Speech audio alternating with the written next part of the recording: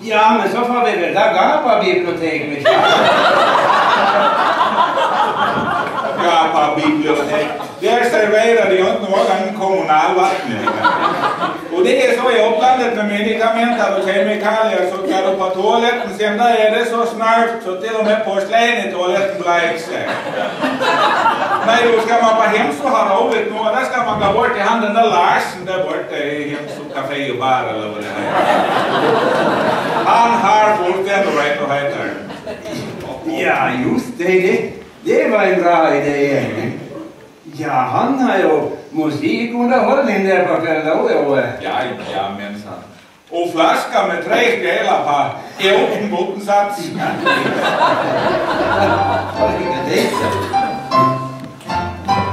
Hatten var snitt och blankar flint. 3 bottnar av. Så kan man fixiga till ett sånt del. Som uppe hemse finns ett servicehus. Det kallas som de vet jag minns. Där har de lägenhet av blomrabatter, cykelställ och hiss ifall man vill. Av istället för de i trappa om man far sin ompromiss. Sen kan man vandra upp till Boben med hotellet som har blivit så populärt. Hemmen måste man alltid ta en även för det andra slagsmål. Folkpensioner var det är frihetsproblem.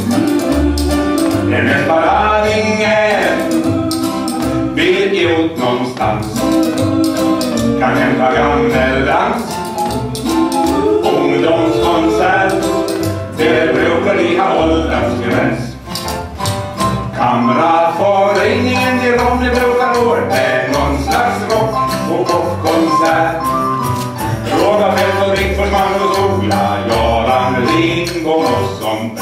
Där måste man ha hållit slut för annars trillar säkert väg och i roa. Akar ut i bussen kvar det spelar, Ailes ut det spelmans lag och tar en sving. Till Rosarin, till Marliko och bära Alvengren, svängpälsmusik, fiolspelskniv, vägrar publik, det är över folkmusik. Där kan man sitta på en bänk och keffa folk och ta en liten till en knark. Musläta töjsa och försök sig och som man är omostar. Man kan gärna hem och hålla på den stadion ifall man tycker det är kul. Ola Bäck och Gulle och Panärkar som har soka full med klub. Hatten passligt och blankar flint. 3 bottnar på.